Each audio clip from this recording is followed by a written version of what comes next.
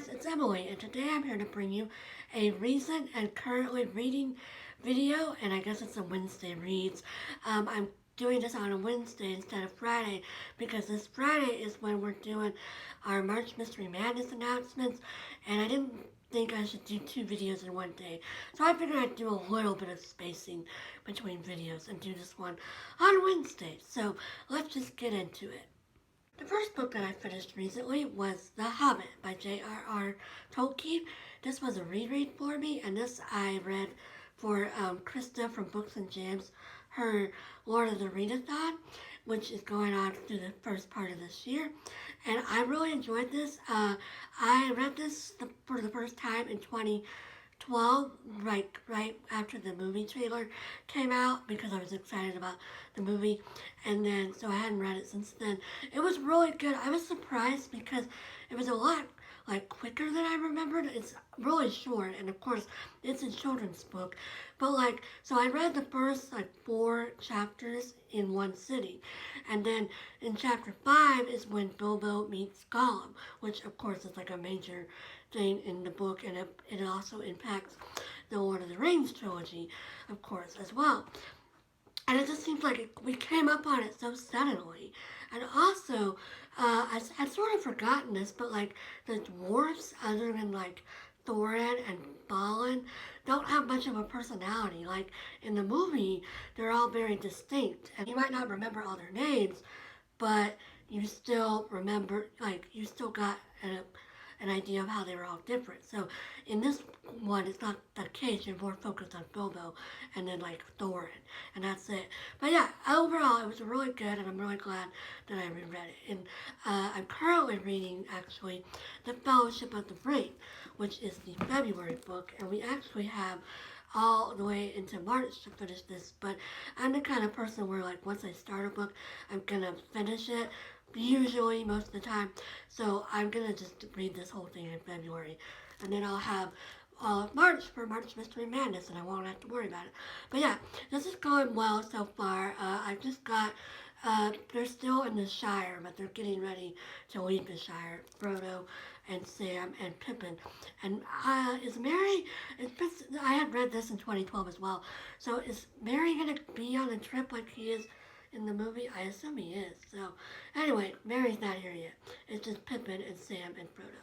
But yeah, I'm having a really good time reading this, and I just started it 2 days ago, and I'm already that much in, and I've been reading other things as well, as you'll see.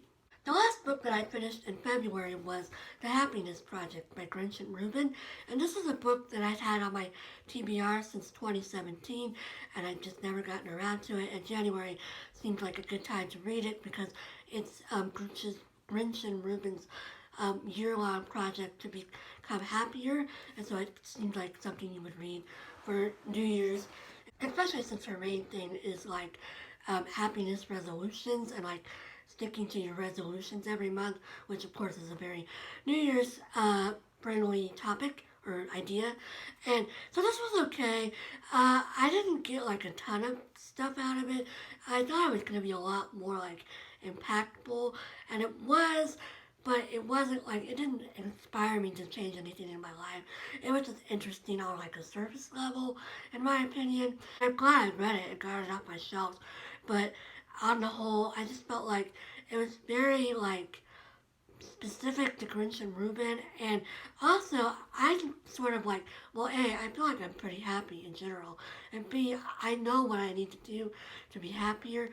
My one big thing that I really need to work on is making friends, because I don't have that many friends right now. All of my college friends don't live close, and I never really made any new ones, and she talked about that. She has a whole chapter on friendship, and that chapter was pretty interesting. But so I know in what my main thing is that I should be doing to be happier. But so overall, this was okay, but I'm not gonna ever read it again or anything.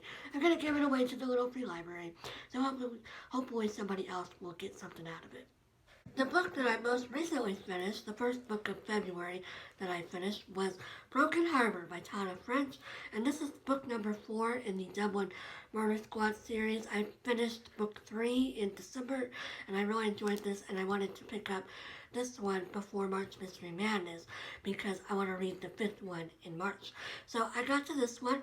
It was good. It follows a detective on the squad named Scorcher, or well, his name is Mick Kennedy, but his nickname is Scorcher, and he is known, he's got the number 2 solve rate on the squad, so he's like the big dog, and he gets this case where a whole family has been murdered, except for the wife. The wife has survived, but she's like severely injured, but the husband and the 2 kids have all been murdered, and at the beginning of the book, they believe that it's the husband did it, but then as the case goes on, they discover other things that are at play, and there's also some weird things like the house. There's some giant holes in the house, and they don't know why, and they don't know how it's related to the murder, so they're trying to figure that out. So it's a really interesting case. This book was very compelling. I started this like one evening after work, and I read like 169 pages in that one night, like in one sitting pretty much. So it was really good. I will say that I didn't enjoy it as much as the second or third one, because the ending was kind of weird. And so like one of the detectives, there's 2 detectives working on this case, and Mick is the number 1 guy, and then he has a newbie that he's working with. And the newbie does something really strange that I don't think a cop would do. And I don't want to say anything because it's a big spoiler, but it just seemed really weird. And then the way Kennedy reacted to this and like how he tried to fix it was also kind of weird. And also the way they caught the murderer seemed kind of weird. And I don't know, it was okay, but I didn't enjoy it as much as the second or third one. But I'm still looking forward to reading book 5. So this weekend, I'm going to be working on the Fellowship of the Ring, but then also this weekend is Laura-thon, which is being hosted by Elizabeth from Lizzie Phelan's books, and it's a readathon dedicated to Laura Ingalls Wilder, and you're supposed to read books by or about her, and I'm going to be reading Pioneer Girl, the annotated autobiography, which is by, of course, Laura Ingalls Wilder, and it's edited by Pamela Smith-Hill.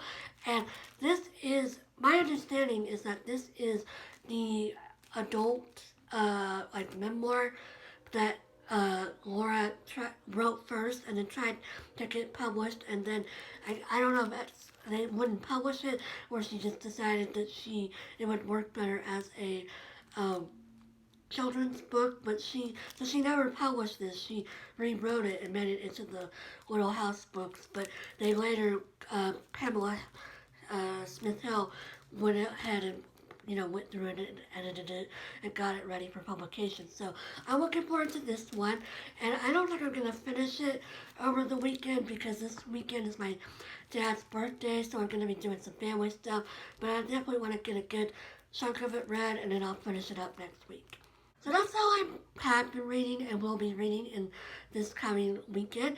And I'm looking forward to the rest of my February reading. I've already picked out all the books that I want to read. And I've also already picked out all the books I want to read for March, which is kind of crazy.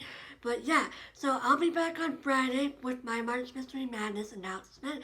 I'm really excited. And then I'll be back next week with another recent reads, hopefully. So yeah, I hope everybody's having a great day and you're reading some great books, and I'll talk to you again soon. Bye!